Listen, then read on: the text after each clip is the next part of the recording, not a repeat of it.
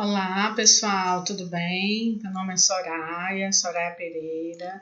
Estou aqui para administrar para vocês a disciplina Gestão Integrada de Pessoas 2, tá? Soraya Pereira Jorge Souza, e gostaria de compartilhar esse material com vocês, um material tão rico,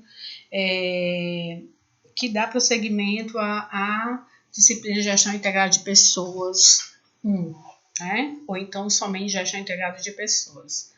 Bem, são muitos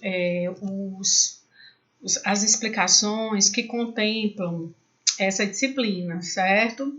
Então, como o objetivo de vocês é estudar a unidade 1 e a unidade 3, são os pontos principais que irão cair na prova, eu escolhi aqui alguns como é que eu posso dizer, conteúdos que vão facilitar na compreensão para vocês, tá?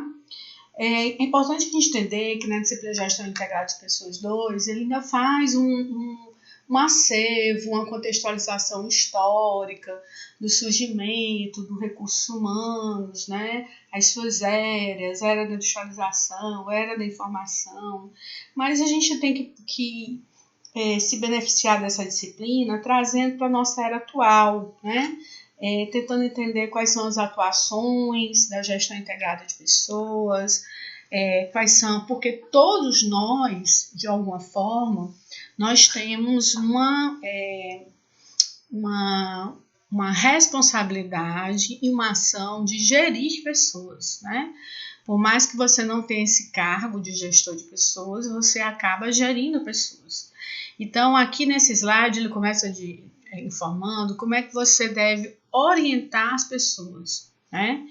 A orientação de pessoas é o primeiro passo para sua adequada aplicação dentro das diversas atividades da organização.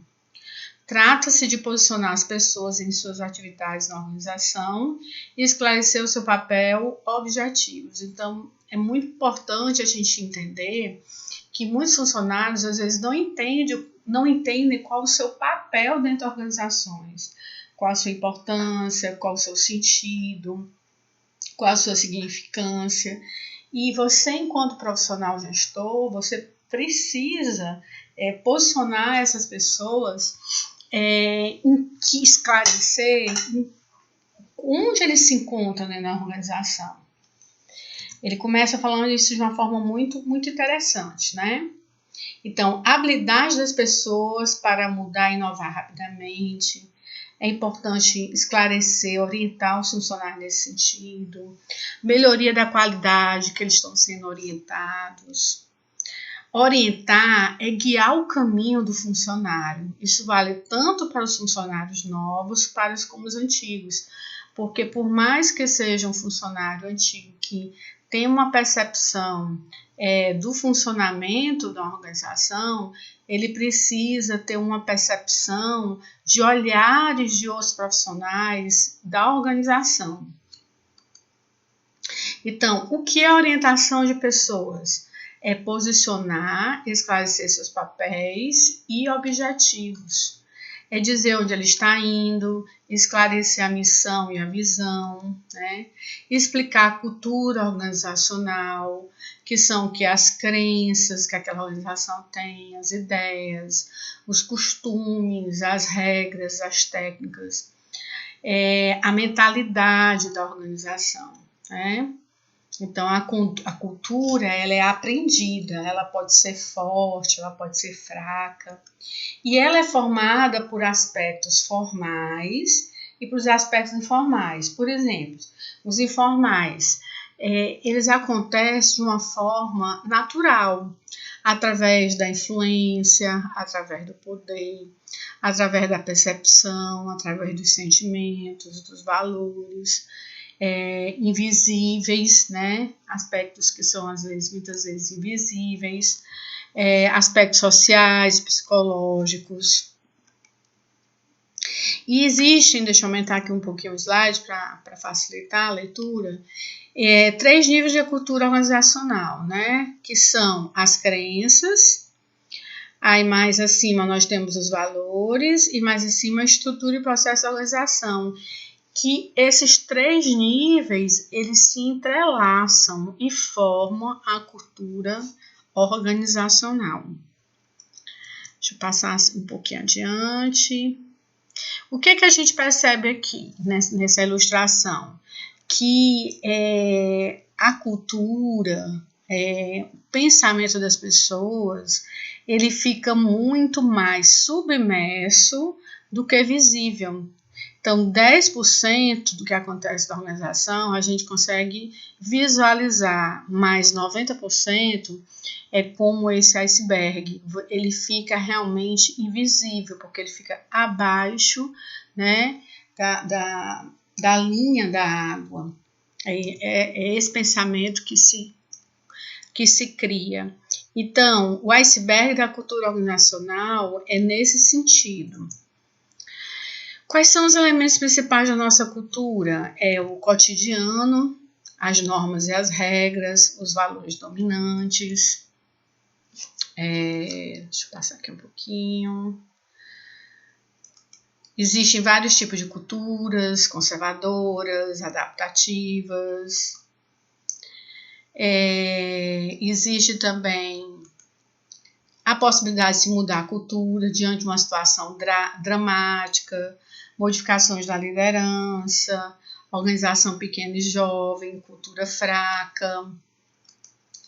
Então, a cultura organizacional, ela tem sua história, tem os seus rituais, suas cerimônias, por exemplo, a linguagem, a comunicação não verbal, um símbolo material que transmite um aspecto da cultura organizacional. E aí ele vem falar do processo de socialização organizacional. Maneira como as organizações recebem os novos funcionários e integra eles. É muito importante quando um profissional está em processo de integração, você faça um processo de socialização com ele através de um contrato psicológico, dizendo quais são os deveres, quais são os direitos, né?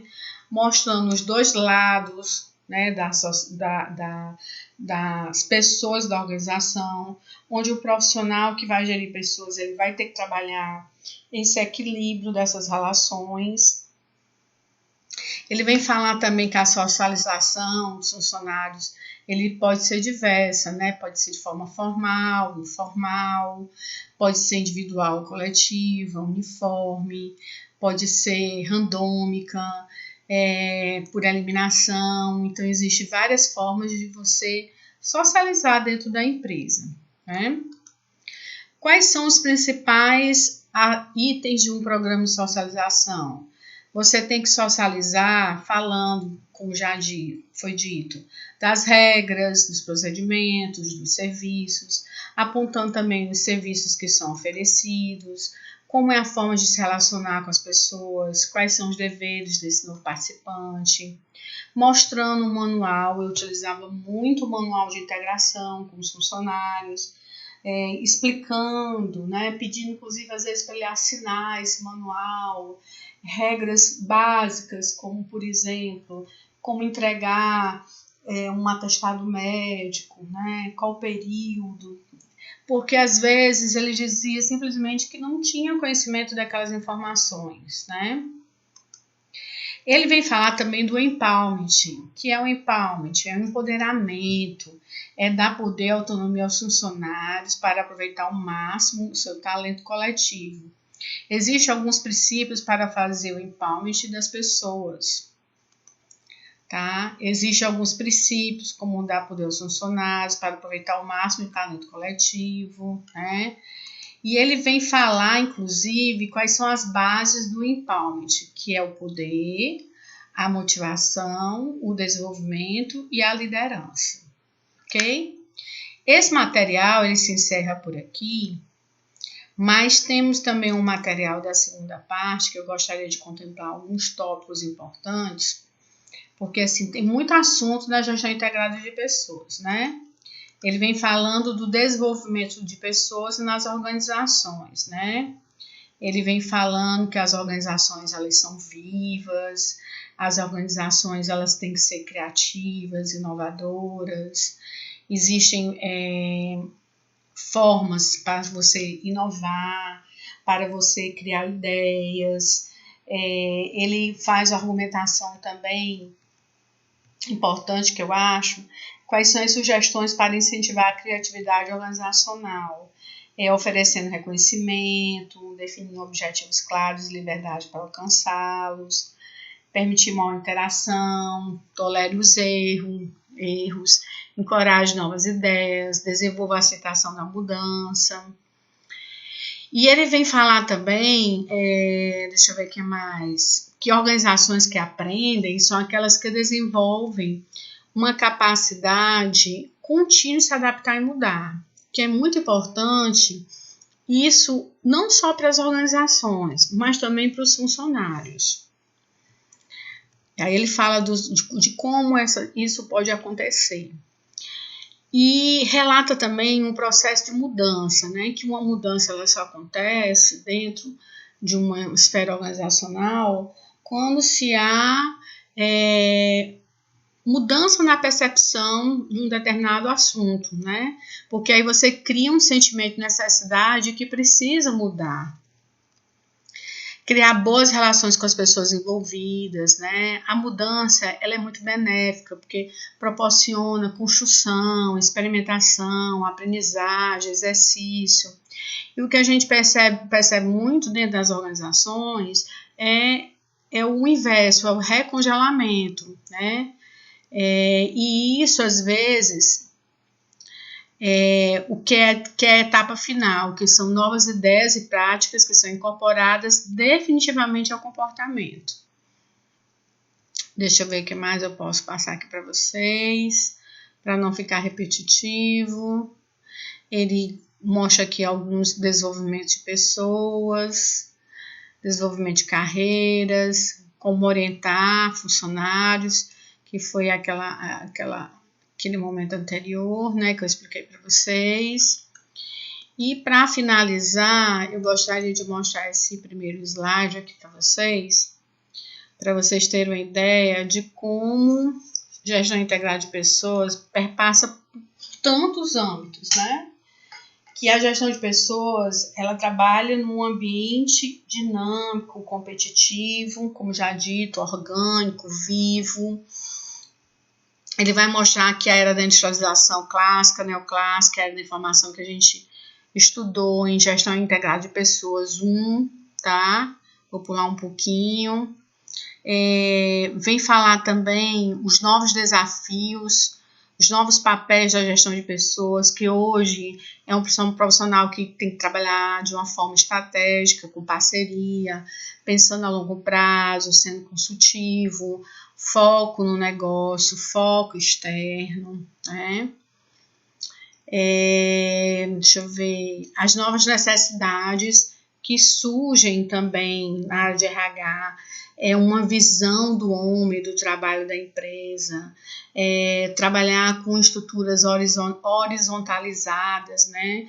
Hierarquias não verticais, cada vez mais está se enxugando os níveis hierárquicos, a organização voltada para processos, não para funções especializadas, necessidade de atender o usuário, sintonia, né? Sintonia com o ritmo e a natureza das mudanças, visão voltada para o futuro, para o destino da empresa. Então, assim, são muitas características que a gente observa o antes e o agora, né? Necessidade de inovação, ênfase na missão e valores, eficácia, assessorar as pessoas, ajudar os gerentes, ênfase na liberdade, participação e gerenciamento de processos. Ou seja, tudo isso são aspectos que favorecem a uma gestão de pessoas que vai se moldando, vai se formando de acordo com aspectos que vão se apresentando dentro das organizações e que o RH ele precisa estar antenado e sintonizado com esses propósitos dos colaboradores e da organização. Ok, gente? Espero que vocês tenham compreendido os pontos principais. Fico por aqui e até a próxima. Obrigado.